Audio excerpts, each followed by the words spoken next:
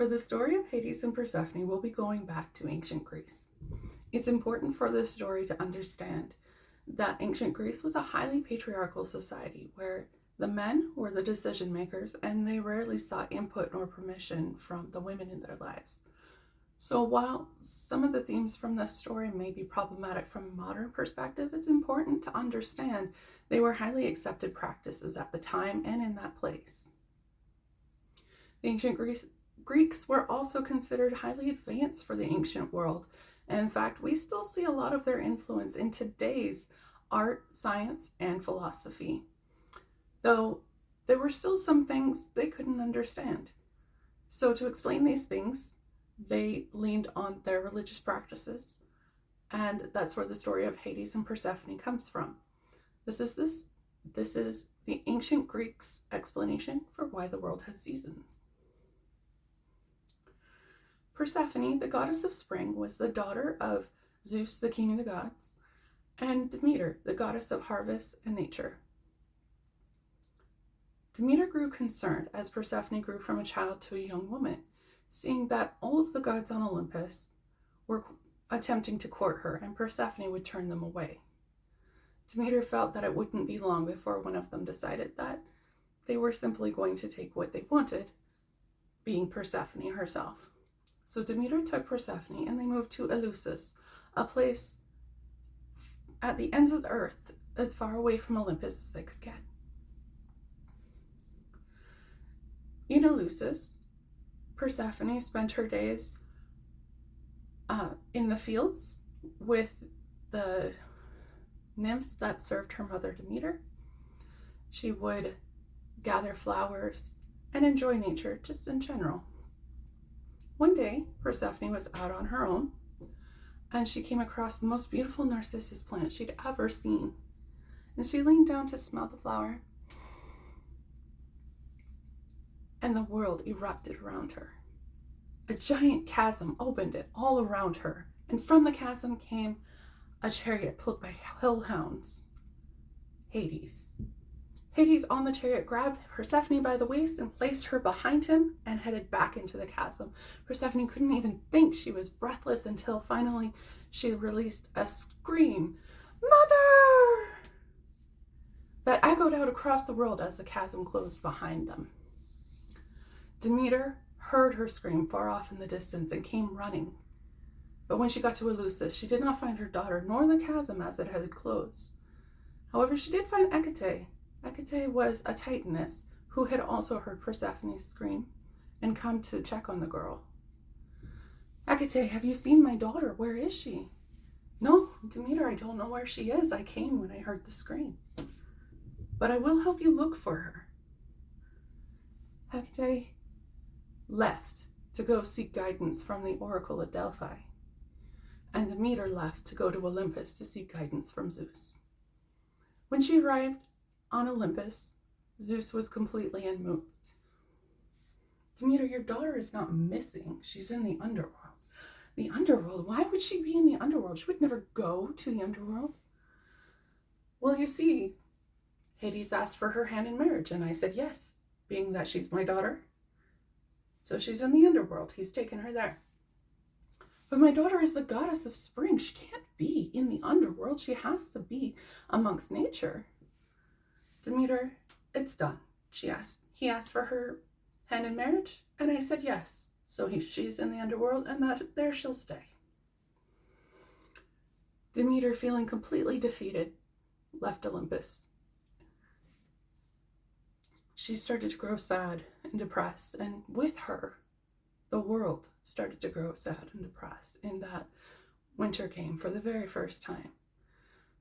The air grew cold, and the earth grew hard, and a great famine fell because nothing would grow.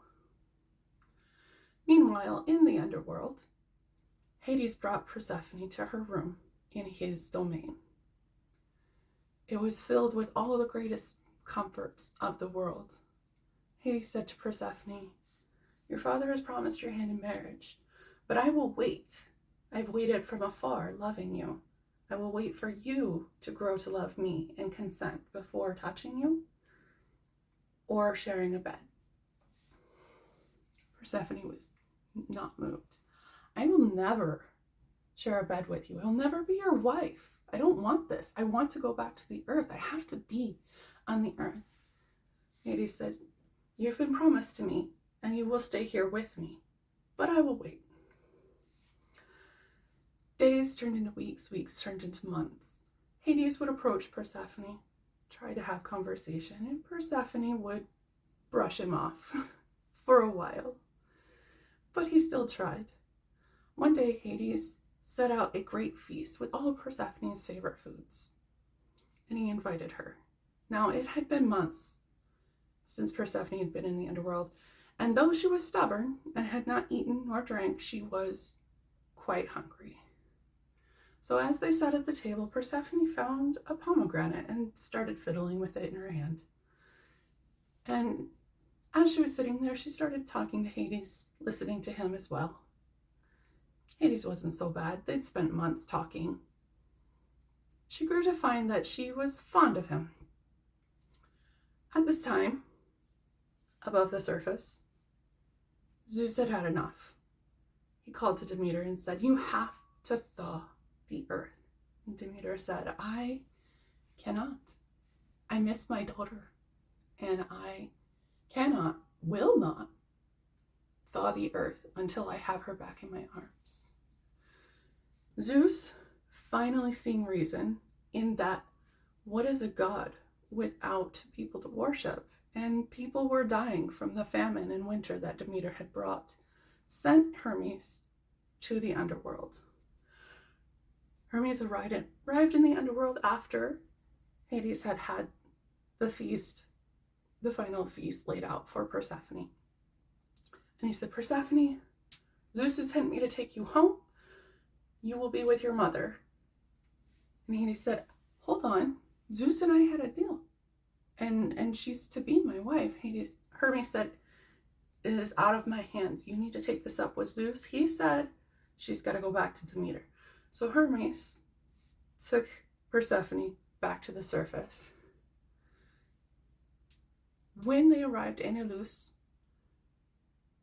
Persephone and Demeter ran and hugged and hugged and hugged. When they finally let go, Demeter's like, I'm so glad that I saved you from that vile man. And Persephone said, he's not so bad, mother. He's not terrible. And Demeter looked at her sleeve. It's a red sticky liquid on her sleeve. What is this? And Persephone looked at her hand. She's like, oh, it must be from the pomegranate seeds I ate. You ate food in the underworld?